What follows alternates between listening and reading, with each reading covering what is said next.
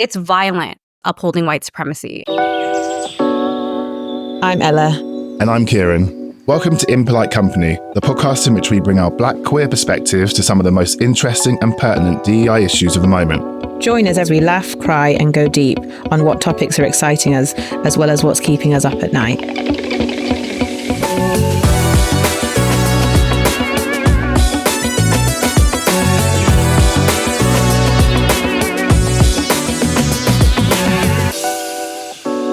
Hi. Hi, everyone. So I don't know why I'm laughing because it's a very depressing time. But today... If you don't laugh, you cry. If I don't laugh, I'll cry.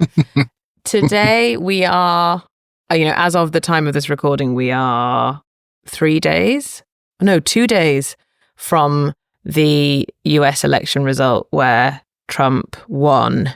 And we were planning on doing something different, but it felt a bit like there was no other topic to talk about in the context in which the sky feels like it's falling in, I guess. So that's what we're going to talk about today. And I don't know where the conversation is going to go. I don't know if it's going to be light or incredibly heavy, but we're basically going to lean into our feelings, I think, and hopefully it resonates with other people who might be feeling similarly. So it's a bit of a special episode in the sense that we have a guest today, second guest ever, my my wonderful, beautiful friend Arda, who I was talking to Kieran before this actually, that we have known each other for 10 years, which is wild. I had never really deeped that before. And Arda and I met through work, actually, like Kieran and I did. So welcome. Thank you. Thank you so much for having me. I'm excited to be here. Amazing, thank you. We've cobbled together this because, as we say, we're like 48 hours out. So thank you for joining. And part of the reason we wanted to speak to you in particular is because obviously Kieran and I are in our feelings about this election result for obvious reasons from the perspective of being Black queer people moving through the world. But as a fellow Black queer person moving through the world who is also American and living in America and experiencing this on the ground, I think that there's no one better to speak to about what this means, not from a kind of political punditry perspective, but from like a human perspective. So yeah, I'm really glad that you're here and we'll just be in our feelings today. So I guess maybe a stupid and obvious question, but what have the last 48 hours or so been like for you, Arda? That is an interesting question to answer. I feel like up until Tuesday, I've been pretty detached and stoic when it comes to the elections. 2016 was shocking. I was, 8 years younger. I think I was really naive about America and how divided the country is. Like, obviously, I'm a Black queer woman, child of immigrants. I recognize these things, but I was very shocked in 2016. So this whole last year, I've kind of been detached, and I live in California. I know that my vote isn't going to necessarily be huge and impactful because of the way the Electoral College is set up. So I've been really like, whatever happens, happens. I'm going to do the best that I can. And I didn't think I cared that much. But the morning of the elections, and I was talking to my team and telling them, make sure you guys go out and do your civic duty, my voice cracked and I started tearing up. And I realized, between Tuesday and Thursday that all of this is just very, very triggering. I remember the first 100 days of Trump's presidency in 2016. I remember how many things he did. I remember the Muslim ban, families being separated at the border. And I think I suppressed all of that maybe, or maybe I just, life is life. It was a while ago. So between Tuesday and today, it's all just been very, very triggering and honestly frightening to think about what the next 4 years is going to look like under this administration, who's only gotten more emboldened, more violent. I'm not as detached and stoic as I thought I was. Is there an element of, I don't mean this in a, like, I don't mean it in a, like, was there an element of complacency of like, that was the past? Like this, surely it can't happen again. Or was it more like, did you think this would happen? Did you think that Trump would get back in, that people would be willing to let that happen again? I can't say that I'm shocked. I really cannot say that I'm shocked. I think that, the right has one thing I think that really unifies them. And I think it is, hatred, disdain, discomfort for another group of people. And, this idea of conservative politics and just like, it's very homophobic, it's very anti-Black, it's very just anti-other, anything that's not white Christian. So I learned that in 2016, very hard lesson to learn. And I haven't seen any major changes since then. So I wasn't shocked at all. Now you're seeing, it's fringe groups, but there's minority groups that are voting for Trump and excited and he's getting them riled up. And then you have the entire left that is, and I put that in air quotes, very disjointed. People care about different things. Some people care about foreign policy. Some people care about domestic policy. Some people care about different things. Some people are very religious. The South has a lot of conservative Christian folks.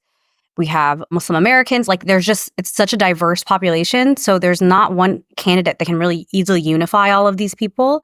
And as a result, I think, I was not shocked at all, honestly. I'm disappointed, but not necessarily shocked. Yeah, that was the first thing you said to me. Obviously, I texted Arda as soon as I woke up or not long after I woke up on Wednesday, after I'd had a cry in the shower. and it was like, I guess, middle of the night for you. And that was the first thing you said was, I'm not shocked. And it's the cognitive dissonance thing that you were talking about. I kind of really relate to that because I felt like a different person. This might sound kind of hyperbolic, but I felt like a different person on Wednesday morning than I did on Tuesday. I sort of had that, haha, it could happen, eek, squeaky bum time. And then I was like, oh, fuck. And I kind of couldn't anticipate. Obviously, we've been through it before on some level, but I just felt like a completely different person. And I also feel like some of the conversations I was having at work about how we're going to deal with this and how we're going to talk about this, because, people are going to be, this is a very fraught election. It almost like went out the window on Wednesday. And I was just like, fuck, nobody speak to me. I don't want to talk to anyone, even though it's my role to be kind of on it with this. I was just like, fuck everyone.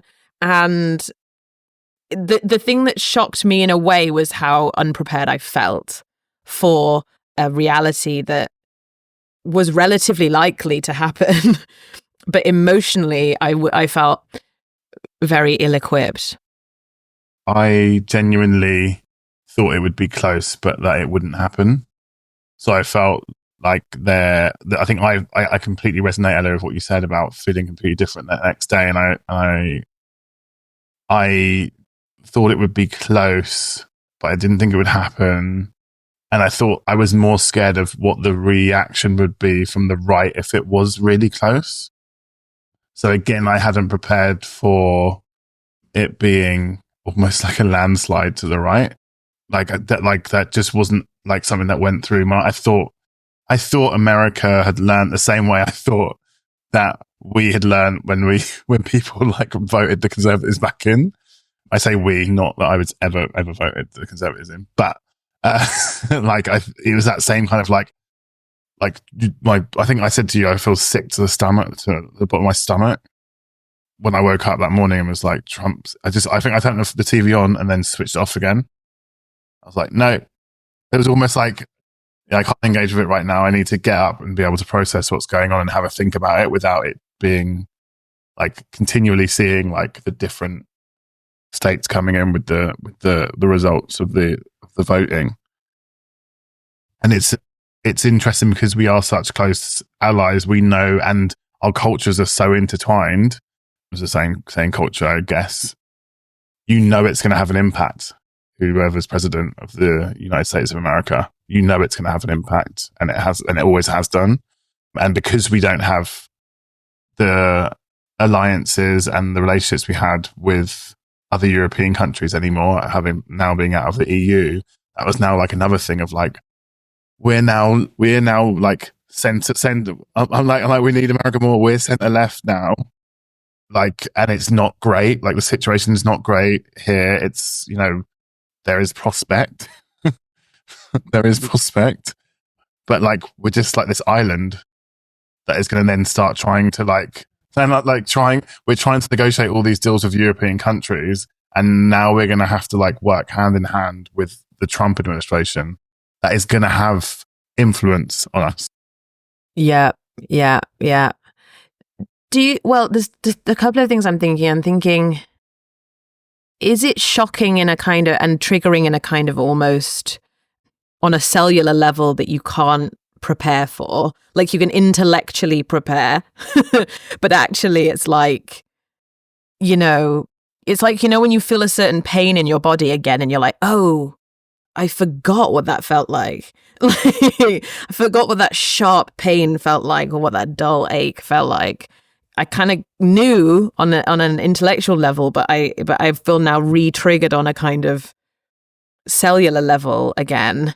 And then the other thing I was thinking is, maybe there's no way to actually, in my mind, it was this is so unimaginably bad if it happens that I can't even engage with it happening. I can't even engage with the possibility, even though it is a possibility. I just can't even go there because I won't be able to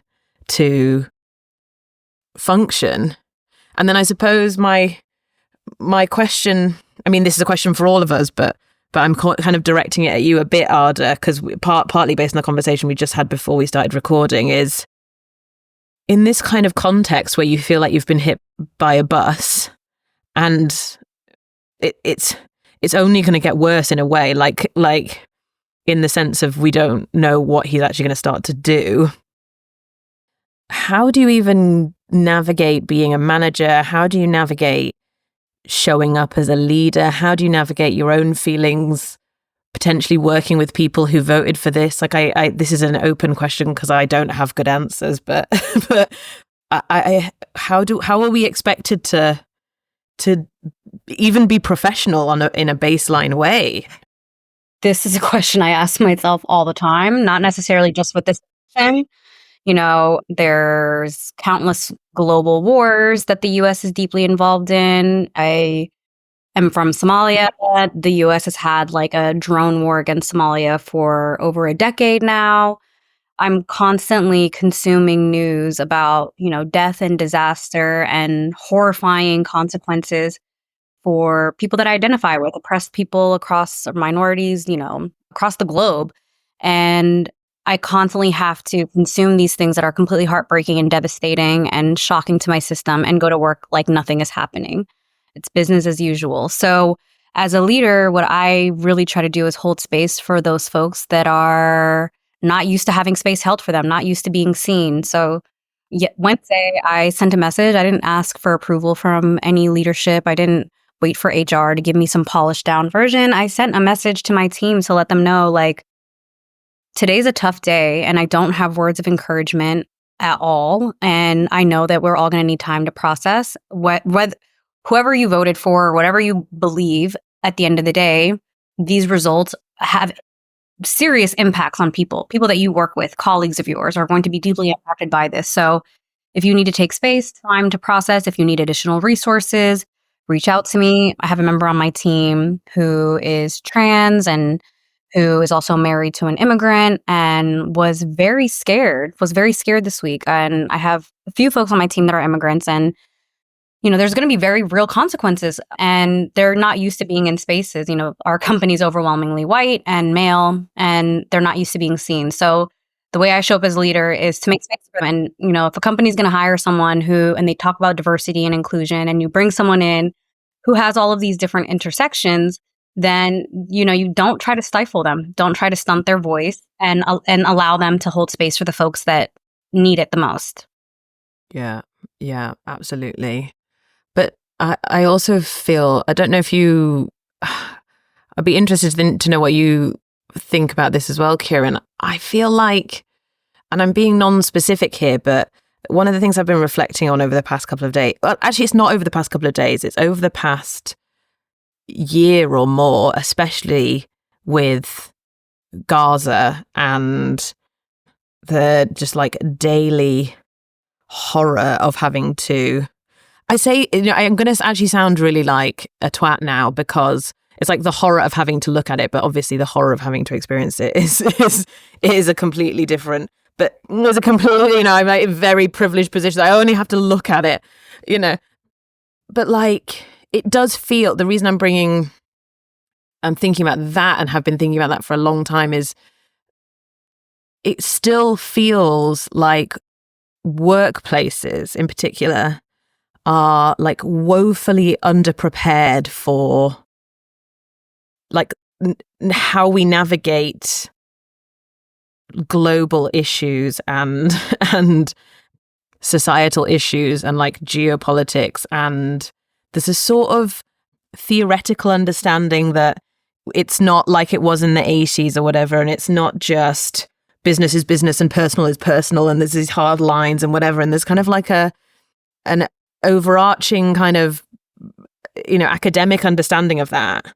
But when push comes to shove, actually people are in, I think, a lot of difficult positions. As you've said, Arda, lots of companies talking about diversity and inclusion and bringing people in, but then being unwilling to talk about the issues that are affecting those people on a day-to-day basis.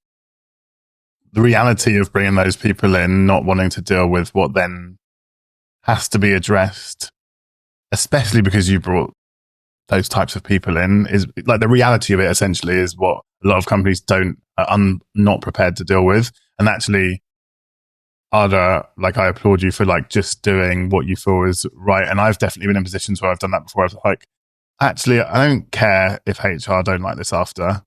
I'm going to do what I think is the right thing to do in this situation, and it needs to be timely, and that doesn't always align with things having to go through the official processes. But actually, a lot of the time, no one follows those processes anyway for other things that are probably even more impactful, if you know what I mean. So it's like sometimes I'm just like I'll make a call, but I do agree, and I do think that a lot of companies, I guess the reason why they've brought certain types of people in because they know they're not prepared for it. But when it actually happens, that's the only time they realize they're not actually prepared for it. That's a weird statement, but I think, do you understand what I mean?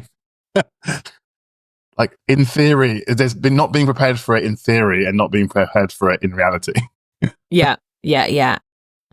And also the thing that you said, I totally agree about you just going ahead, Arda. The other thing I think is, it's easier to go ahead with something that's perfectly reasonable, really. And if people have a criticism of it, they're forced to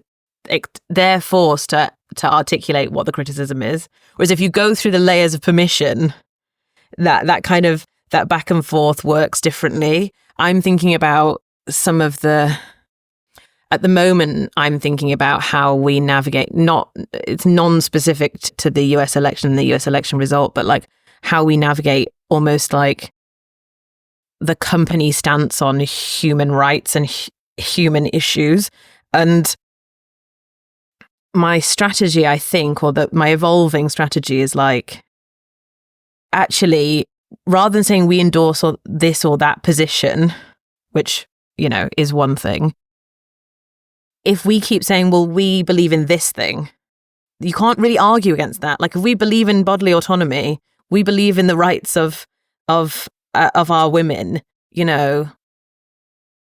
I don't know how you can argue. I'm happy to argue with you about that in a way. If someone wants to come to me about that policy, I'm happy to have that argument. And I think that's an easier argument to have than we lobby for X or Y. To me, it feels violent. It really does. There's this weird culture of civility and neutrality that has to happen in workspaces where, I have Trayvon Martin happened, I don't know, like 14 years ago, maybe. Yeah, it was before was it before we met? It was before we met. Because I remember, weirdly, this is weirdly specific, but I remember, Arda, when we met, we talked about Michael Brown. I remember sitting in the American office with you after we'd just met and we were talking about it. So that must have been around 2014. And I think Trayvon Martin was before that, right? I just remember being so young and like shocked and like listening to the recordings of him screaming. And then, for years, watching Black bodies being brutalized, being murdered, and then going to work and showing up, and it has to be business as usual. And you can't talk about things because it's going to be, divisive. And, if you talk about like it's violent. It is violent. This idea of neutrality, civility, to me, is just upholding white supremacy. It is upholding status quo. And like, we need to be okay with having firm stances on basic human rights. And I think that's just general across the board. And I don't know how it feels like we're continuing to regress, but I agree with you, Ella. Like, leadership is saying these are the principles that we believe in and we stand behind it. And we do not accept any of this type of rhetoric. And, there's consequences for that. And people who do believe in, whatever racist ideology, whatever harmful ideology, they should be feeling like pariahs at work. They should not feel comfortable in workspaces having these harmful, violent ideologies. But what white supremacy dictates is this idea of civility. And, we don't talk about that. That's not polite. That's not okay. And I think that really needs to be challenged 100%. Like, you either do believe in human rights and basic decency or you don't. And just be clear. Let me know where you stand. And the silence, to me, does let me know where you stand. Well, yes. The lack of saying something is saying something. And obviously, as we know, it's the ability to not say anything is rooted in so much privilege. The ability to go, this is the ability to go, this is even a political discussion in a way, is rooted in so much privilege, because it's like, this isn't politics. This is my life. This isn't dinner party conversation. This isn't something that we could talk about or not talk about. Doesn't make a difference to me. It makes a material difference. And I think, how do we get to a point where people get that without having to like feel it and live it and understand it on a cellular level? Because it seems like we're no further, to me, it seems like we're no further than we were 10 years ago on that. When people stop benefiting from it, then they'll be more comfortable to have those conversations. Having to have those conversations makes people feel uncomfortable, because then there's a realization that mediocrity is a thing and they are benefiting from it. But like, on that thing that you said, Arda, right? I don't know if you probably both or have seen or follow Matt Bernstein. He's like an influencer and he's a Jewish gay guy. And he did a post either today or yesterday, post-election, about this sort of question of civility. And he said, and I really liked this quote, "What is politics if not a direct reflection of how you feel about other human beings? Is it not enough for you to take away my rights? Must I also hug you for it?" One of the things I was reading about, and in some ways I've tried to limit a little bit of intake about this, because, I was saying to Kieran and I were talking beforehand of like, when something happens and there's a specific outcome, everyone rushes to like analyze what the outcome means, right? And it can mean lots of different things. I'm not a political pundit, but I have the sense that no one really knows in a way. Like, everyone was predicting that Kamala would win and it would be narrow, and that's not what happened at all. The exit polls were kind of wrong. Like, and there are some interesting stats, which I don't really want to go too deep into stats, but like, for instance, Trump got a lot less votes than he got last time when Biden won. So there's some interesting question marks around what conclusions we draw from this. But a question I've sort of got is, or one of the things that's being talked about is how this messaging from the right cuts through. And it relates a little bit to what you spoke about earlier, Arda, of like the left almost being a broader, more diverse church with lots of different priorities. And how do we get to it? Because it feels like we're in a very, very dark place of misinformation is rife, right? Like, most people, I don't mean this patronizingly, but a lot of the things I've read indicate that a lot of people who voted for Trump don't know what they voted for. Like, there's a lot of ignorance as to what this actually means in a practical way, the promises he's actually made, even though these things were apparent before. But people seem to not know what they voted for. There was some kind of blind test before the election where people were asked about policies, and like 9 times out of 10 people agreed with Kamala's policies. When they found out it was Kamala, they changed their minds. Basically, it's like even Trump supporters don't really support Trump's policies. They're broadly actually much more progressive in their actual thoughts. But how do you first of all, how do you square that? Is it just, well, this is a cult? And if this is a cult, it's a cult that has swept over the most powerful country in the world. And then the second question is, if that's what's happened, how can you ever possibly cut through? Like, we can go to the ends of the earth figuring out all the potential missteps and things you've done wrong and messaging that could have landed differently and whatever. But like, if you're in a cult, you're in a cult. And I don't know how there's a kind of conversation going on Twitter, which I'm probably gonna leave Twitter soon. But there's a conversation going on Twitter of like, does the left just need a sociopath? Like, and it's like, is that where we are? I mean, I think there's multiple things at play here. I think neoliberalism in general has made folks vote against their own interests. This is not something new with Trump. This is something that's been going on for quite some time, where folks like vote for and invest in this idea of capitalism and government deregulation and feeling like, the sector can lead.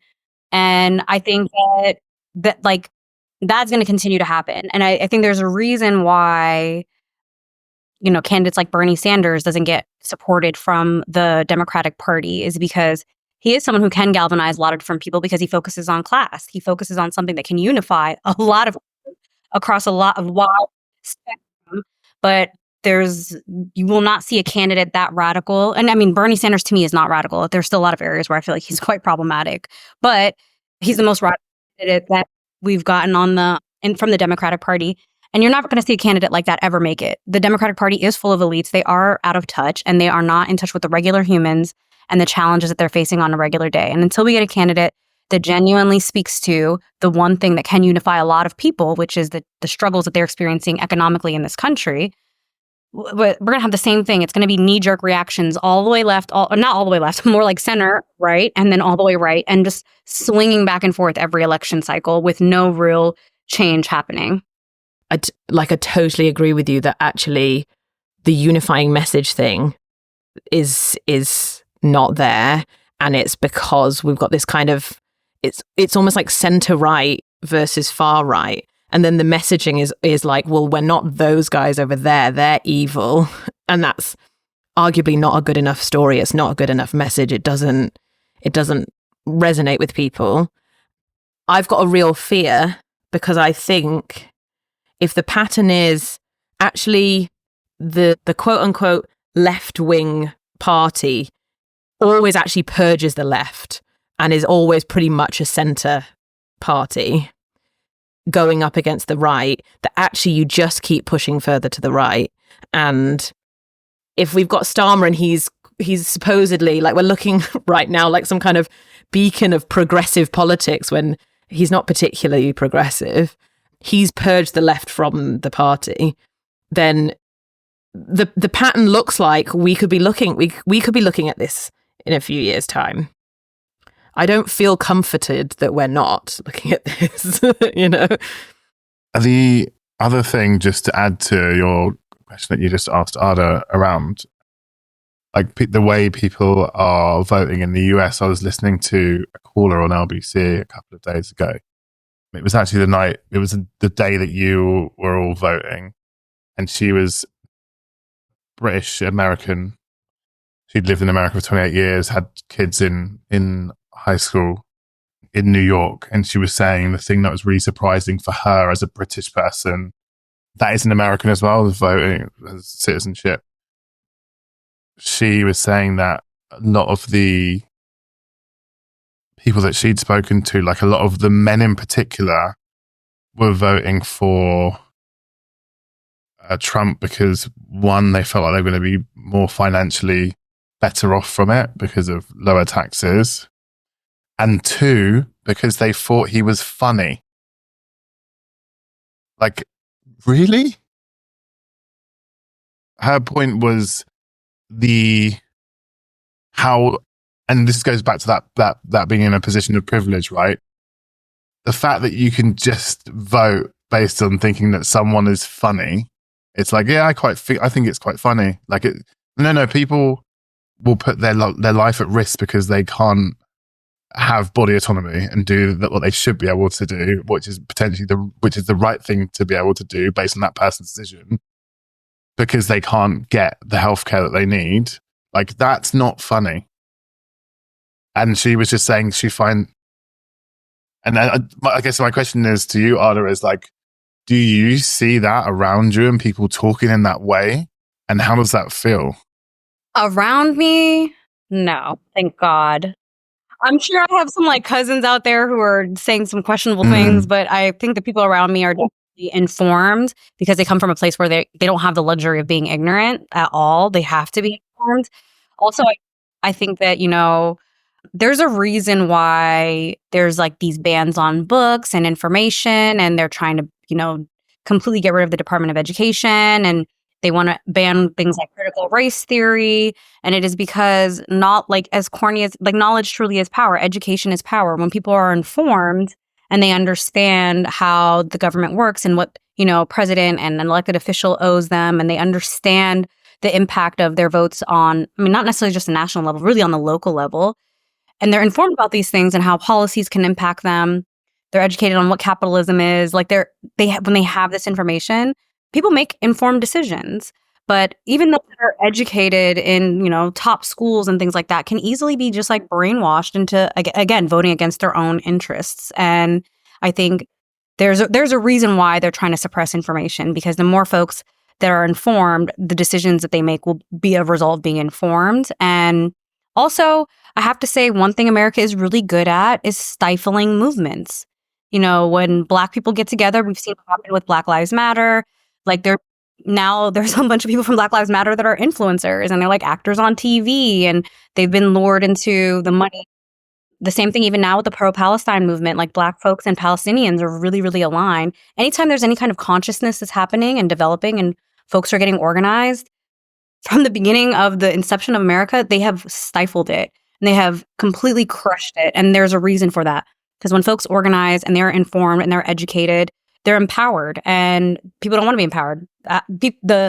This country does not want everyone to be informed and empowered, is my hot take there. What do you, Arda, think is the work that you'll be doing just straight off the back of this, like in terms of to process this? I think I'm going to really continue to do what I have been doing. I'm part of mutual aid groups in LA that focus on, feeding people that are unhoused. I will continue reading, because I think if you read about the history of this country, things are less shocking and surprising when you really understand that this is just a pattern that continues to repeat itself. And then, like, really taking care of my mental health. I think sometimes there's this push on Black women to try to like be there for everyone and do everything for everyone. But I will prioritize my mental health and rest. Like, I took a long break from social media this year. I'll probably take another long break.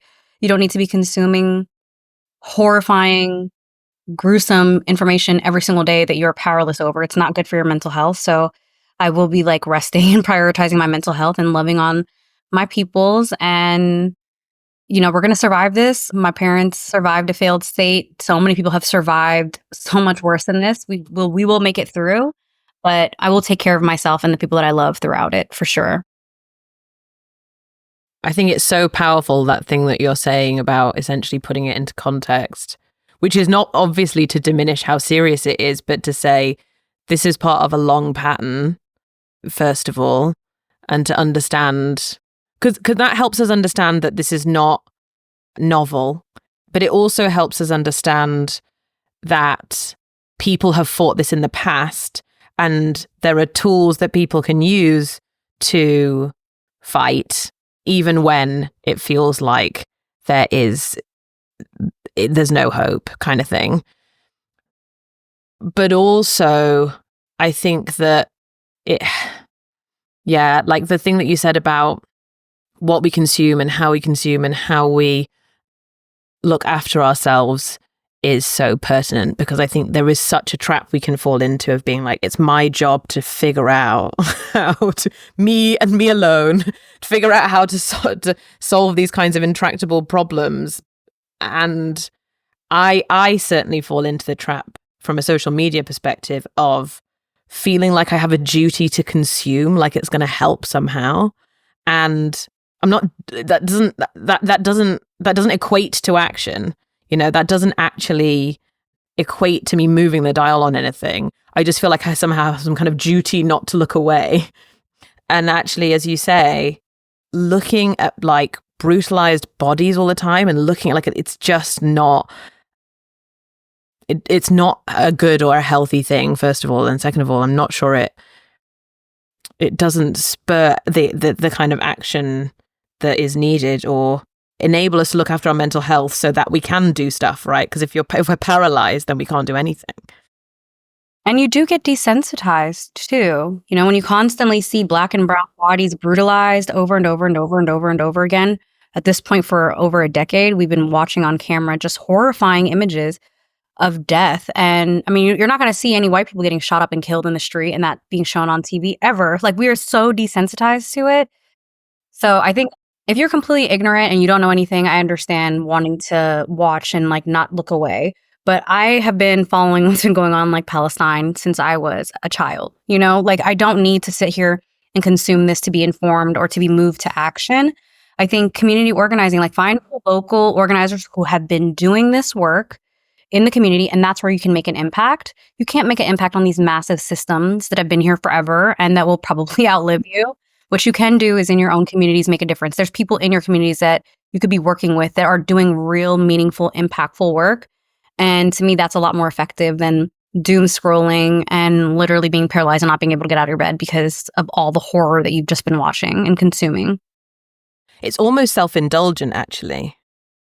I don't mean that in a really disparaging like way in a way, but it actually, it's almost too centering of yourself to kind of sit there doom scrolling going, oh God, what can I do about these, you know, climate catastrophe in Palestine and Trump. But as you say, like actually the energy comes from our interpersonal relationships with the people that we love, our communities that are physically around, like our local communities. And actually, it's just a reminder, isn't it, that all the small actions are what give you the little tiny bit of hope to keep getting out of bed every day and doing another thing and having a little bit of impact on a person or having a little bit of impact on a particular issue. Because if we go too existential and too broad and too kind of global politics, too meta, exactly, then it's easy to go, well, I can never change any of these things.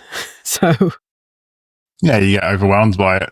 It's like, well, how am I supposed to do it? It's like, well, actually, you do it by starting right in front of you.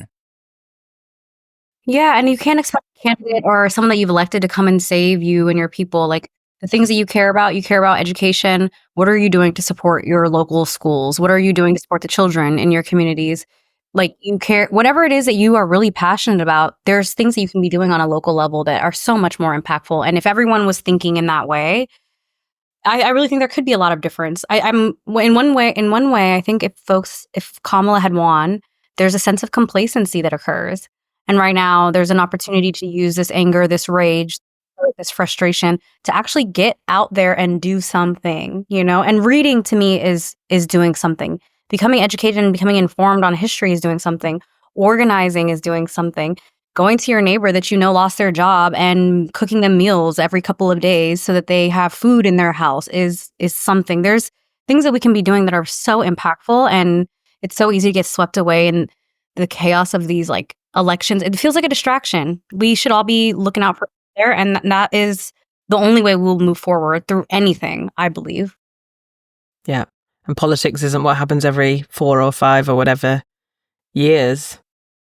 That almost feels like a good, I don't have no idea how long we've been recording for, Kieran. Almost feels like a good, relatively dare I say, hopeful way to, or at least invigorating, maybe, way to kind of wrap up the conversation, which could be a conversation that is 3 hours long.